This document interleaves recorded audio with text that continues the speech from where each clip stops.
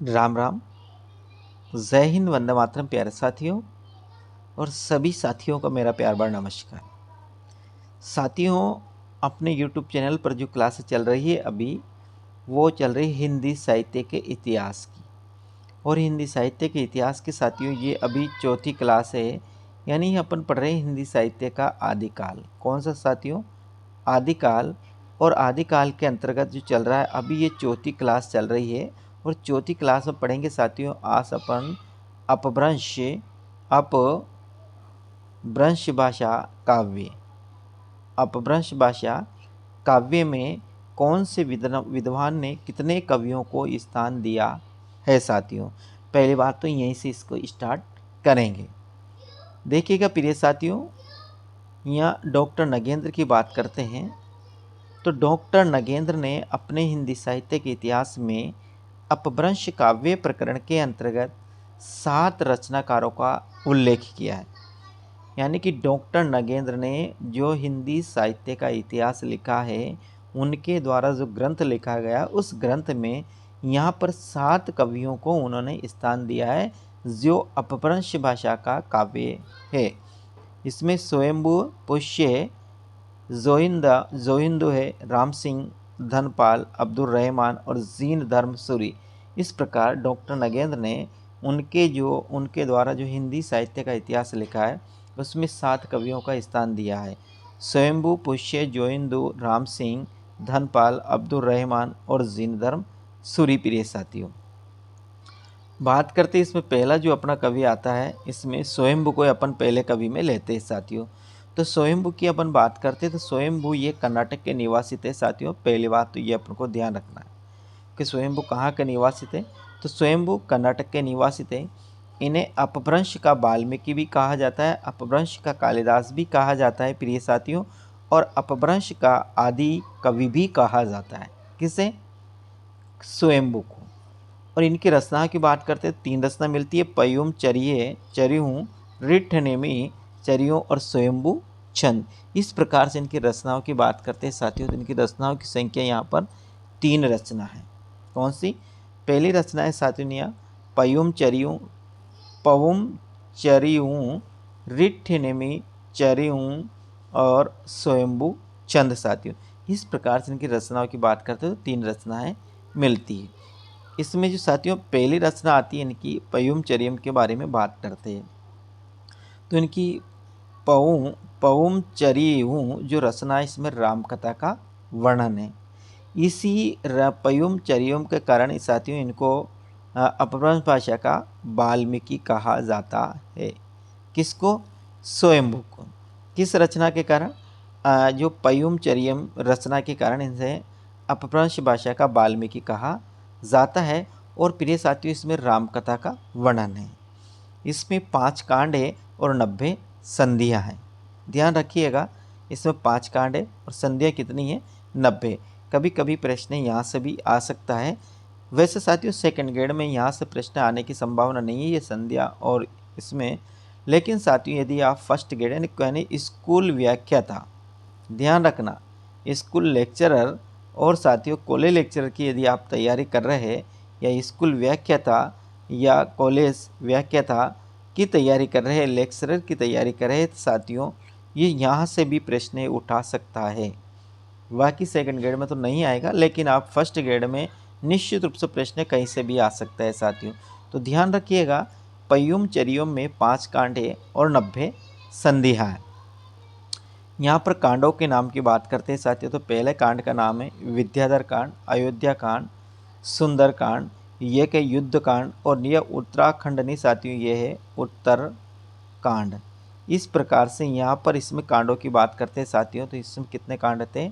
5 कांड है।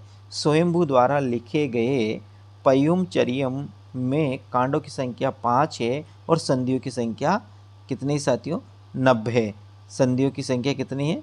90 है। इसमें 5 कांडों में विद्याधर कांड, अयोध्या कांड, सुंदर कांड, युद्ध कांड और एक है उत्तर कांड। 90 संधियों में रचित इस ग्रंथ की 83 संधियों की रचना स्वयंभू ने की। शेष 7 संधियां उनके पुत्र त्रिभुवन ने पूर्ण की। यानी इसमें जो 90 संधियाँ हैं साथियों, संधियों की संख्या इसमें है कितनी, 90। 90 में से साथियों 83 संधियाँ तो स्वयंभू ने ही लिखी, स्वयंभू ने ही लिखी। लेकिन इसकी जो 7 संधियाँ हैं, ये 7 संधियाँ उनके पुत्र का नाम है त्रिभुवन। तो शेष 7 संधियाँ उनके पुत्र त्रिभुवन ने पूर्ण की प्रिय साथियों। आगे की बात करते हैं। पयुमचर्य अपभ्रंश की प्रथम कड़वकबद्ध रचना है। पयुमचर्यम जो अपन रचना अभी पढ़ रहे हैं साथियों, स्वयंभू की जिस रचना के बारे में, उस रचना का पयुमचर्यु, ये पयुमचर्यु जो रचना है साथियों, ये अपभ्रंश भाषा की रचना है। और इस अपभ्रंश भाषा की रचना में जो कड़वकबद्ध रचना मानी जाती है, पहली वो पयुमचर्यम को मानी जाती है। अब ये कड़वक से क्या तात्पर्य है? कड़वक से तात्पर्य छंदों की निश्चित संख्या के बाद छंद बदल देने से है, उसे कहते हैं कड़वकबद्ध रचना। यानी छंदों की निश्चित संख्या, यानी कि पूरे ही काव्य में निश्चित संख्या के बाद दूसरे छंद का आना। यानी कि मान लेते, कोई भी मान लेते हैं जिससे दोहा छंद है, तो मान लेते लगातार 5 बार दोहा छंद आया, दोहा के बाद एक छंद आया इसमें साथियों सोरठा, पुनः 5 दोहा और फिर एक सोरठा। इस जो संख्या रहती है उसे ही कड़वक रचना कहा जाता है।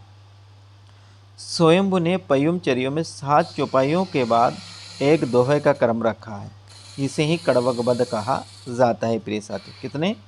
7 चौपाइयों के बाद इन्होंने एक दोहे का क्रम रखा है, इसलिए ही इसे 7 चौपाई के बाद एक दोहा का आना ही कड़वक कहलाता है साथियों। और कड़वक की जो पहली रचना मानी जाती है वो मानी जाती है पयुमचर्युम। तो उम्मीद करता हूँ कि ये आपको समझ में आ गए हो कि कड़वकबद्ध कड़वक क्या चीज़ होती है नहीं, या कड़वकबद्ध जो रचना है उस रचना से आप परिचित हो गए कि कड़वकबद्ध रचना क्या है साथियों। आगे बात करते हैं इसी में, और आगे बात करते हैं। तो यहाँ लिखा हुआ है, मलिक मोहम्मद जासी ने पद्मावत तथा गोस्वामी तुलसीदास ने स्वयंभू का अनुकरण करते हुए रामचरितमानस में 7 चौपाइयों के बाद एक दोहे का क्रम रखा है। यानी कि मलिक मोहम्मद जासी का साथियों जो पद्मावत है, पद्मावत में भी 7 चौपाइयों के बाद एक दोहा है। उसी प्रकार गोस्वामी तुलसीदास की रचना, गोस्वामी तुलसीदास के रामचरितमानस की बात करते हैं, तो रामचरितमानस में भी प्रिय साथियों 7 चौपाइयों के बाद एक दोहे का क्रम रखा गया है। आगे फिर बात करते हैं इसमें साथियों, रिठ्ठ नेमित चर्यों का संबंध कृष्ण काव्य से है, जिसकी कथा हरिवंश पुराण पर आधारित है। रिठ्ठ नेमि चर्यों का संबंध कृष्ण काव्य से है।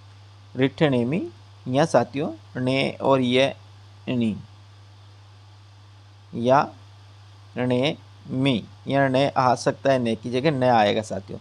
तो रिठ्ठ नेमि चर्यों का संबंध कृष्ण काव्य से है, जिसकी कथा हरिवंश पुराण पर आधारित है। डॉक्टर रामकुमार वर्मा ने स्वयंभू को हिंदी का प्रथम कवि माना है, ये बात भी याद रखना। डॉक्टर रामकुमार वर्मा ने स्वयंभू को हिंदी का पहला कवि माना है। यानी स्वयंभू को हिंदी का पहला कवि किसने माना है? तो डॉक्टर रामकुमार वर्मा ने स्वयंभू को हिंदी का पहला कवि माना है। अगला जो कवि आता है साथियों अपना पुष्य या पुष्य दंत आता है, दांत नहीं है या पुष्य, या फिर साथियों ये है पुष्य दंत। पुष्य दंत ये अपना दूसरा कवि आता है। इनके बारे में देखते हैं। आरंभ में ये शैव थे, बाद में जैन धर्म में दीक्षित हो गए। आरंभ कौन थे? ये शैव थे, यानी शिव, शिव को मानने वाले शिव कहलाए साथियों। तो ये आरंभ में शिव को मानते थे और शैव थे, बाद में ये जैन धर्म में दीक्षित हो गए और बाद में जैन इनकी है, फिर इनको जैनाचार्य के नाम से इनको जाना चाहता है साथियों। किसके नाम से? जैनाचार्य के नाम से फिर इनको जाना, यानी कि जैन आचार्य है। शिव सिंह सेंगर ने इन्हें हिंदी का प्रथम कवि माना है। किसे? पुष्यदंत। पुष्य या पुष्यदंत को हिंदी का जो पहला कवि माना है वो माना है शिव सिंह सेंगर ने। किसने माना साथियों? शिव सिंह सेंगर ने पुष्य या पुष्यदंत को हिंदी का पहला कवि माना है।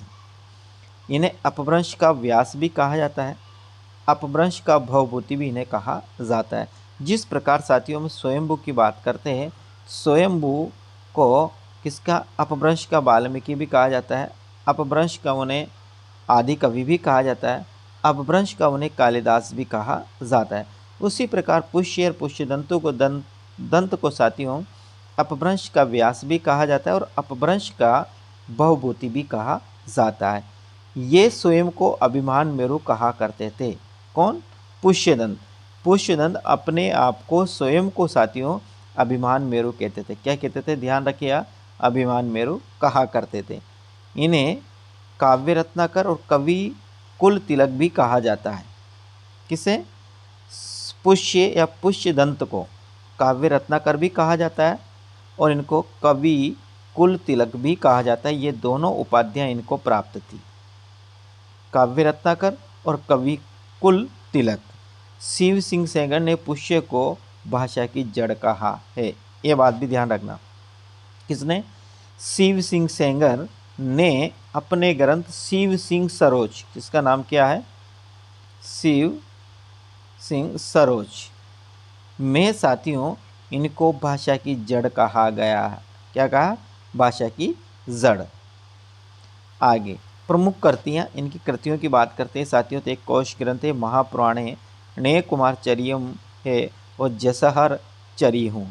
इनकी कुल मिलाकर साथियों रचना की बात करते हैं तो इनकी 4 रचना उपलब्ध होती है। कितनी होती है? 4 रचना इनकी उपलब्ध होती है। किसकी? पुष्यदंत की। पहली रचना की बात करते हैं तो ये पहली रचना साथियों इनको बात करते हैं कोश ग्रंथ, फिर महापुराण, महापुराण के बाद नय कुमार चरियम रह गया जसहर चरिय। इस प्रकार की रचनाओं की संख्या की बात करते हैं साथियों तो इसमें रचना की संख्या मिलती है कितनी? 4 रचनाओं की संख्या मिलती है। महापुराण में जैन धर्म के 63 पुरुषों का जीवन वर्णित है। ये इनके द्वारा जो महापुराण लिखा गया है साथियों, इस महापुराण में जैन धर्म के 63 कवियों का जीवन वर्णित है। इसके 2 भाग है। एक भाग का प्रथम भाग का नाम है आदि पुराण और द्वितीय भाग यानी कि दूसरे भाग का नाम है उत्तर पुराण। किसके? प्रथम भाग का नाम है आदि पुराण और द्वितीय भाग का नाम है साथियों उत्तर पुराण। नय कुमार चरियम और जसर चरित खंड काव्य है। इनकी जो 2 रचना है नय कुमार चरियों और जसहर चरियों, ये इनके साथियों क्या है? खंड काव्य। ध्यान रखिएगा। डॉक्टर भोला शंकर व्यास ने पुष्य दंत की तुलना राजस्थान के भीनमाल निवासी महाकवि मार्ग से की है। किसने? भोला शंकर व्यास। डॉक्टर भोला शंकर व्यास ने पुष्यदत्त की तुलना राजस्थान के भीनमाल निवासी महाकवि मार्ग से की है। यानी कि इनको महाकवि मार्ग भी कहा।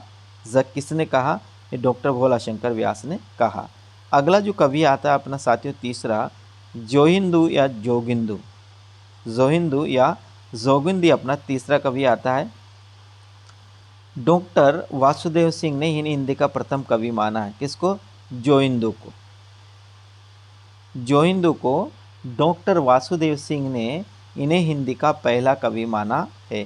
कृतियाँ एक योगसार और एक परमात्मा प्रकाश, 2 ही कृतियाँ मिलती हैं इनकी। किसकी? जो इसे जोहिंदा भी कहा जाता है, इन्हें योगिंदू भी योगिंदू भी कहा जाता है। तो जोगिंदर योगिंदू की जो रचना मिलती है वह 2 ही कृतियाँ मिलती है। एक कृति का नाम है योगसार और एक है परमात्मा प्रकाश। अपभ्रंश काव्य का आरंभ इन्हीं रचनाओं से माना जाता है। अपभ्रंश में दोहा काव्य का आरंभ, अपभ्रंश में दोहा काव्य का जो आरंभ माना जाता है प्रिय साथियों, वे इन्हीं दोनों कृतियों से माना जाता है, योगसार और परमात्मा प्रकाश से। यानी जोहिंदू योगसार और परमात्मा प्रकाश, जोहिंदू योगसार और परमात्मा प्रकाश, जोहिंदू योगसार और परमात्मा प्रकाश। अपभ्रंश काव्य में अपभ्रंश में दोहा काव्य का आरंभ, अपभ्रंश में दोहा काव्य का आरंभ इन्हीं रचनाओं से माना जाता है। अगला जो कवि आता है साथियों अपना आता है वो राम सिंह आता है। तो अपन राम सिंह की बात करते हैं साथियों तो राम सिंह की रचना है पाहुड़ दोहा। राम सिंह की रचना है पाहुड़ दोहा। राम सिंह की रचना का नाम है पाहुड़ दोहा। पाहुड़ दोहा का अर्थ होता है दोहों का उपहार। पाहुड़ दोहा का अर्थ होता है दोहों का उपहार। इस रचना में इंद्रिय सुख और सांसारिक सुखों की निंदा की गई है। किसमें?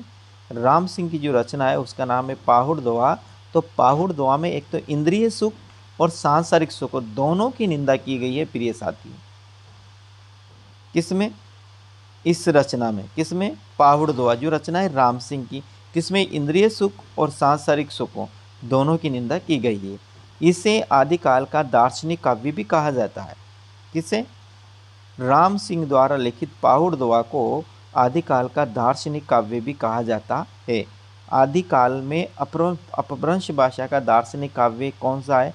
ये हिंदी साहित्य के आदिकाल में दार्शनिक काव्य किनके द्वारा लिखा गया है या किनके द्वारा लिखित ग्रंथ को दार्शनिक काव्य भी कहा जाता है? तो आंसर होगा साथियों, राम सिंह द्वारा लिखित पाहुड़ दोहा को आदिकाल का दार्शनिक काव्य भी कहा जाता है। कवि राम सिंह राजस्थान के निवासी थे। पाहुड़ दोहा के जो लेखक है कवि राम सिंह साथियों, ये राजस्थान के निवासी थे। तो इस प्रकार से साथियों अपन ने आज यहाँ पर पढ़ेंगे साथियों, ये 4 ही कवि पढ़ेंगे। अगली क्लास में साथियों इसके अलावा 3 कवि और अपने रह गए साथियों, उन तीनों कवियों को भी अपन क्लास में पढ़ेंगे। उम्मीद करता हूँ साथियों कि आपको ये क्लास बेहतरीन लगी होगी। अब कैसी लगी ये तो मुझे आप कमेंट के माध्यम से बताइएगा गुरु सर। और चैनल तो आपने सब्सक्राइब कर लिया होगा, चैनल पर पहली बार हो तो, और नहीं किया तो साथियों जाते जाते चैनल को जरूर सब्सक्राइब करते हुए जाएगा। मुझे कमेंट के माध्यम से ज़रूर बताकर जाइएगा कि आपको क्लास किस प्रकार से कैसी लगी है प्रिय साथियों। तो ठीक साथियों, मिलते हैं अगले क्लास में। जय हिंद, वंदे मातरम प्यारे साथियों, राम राम।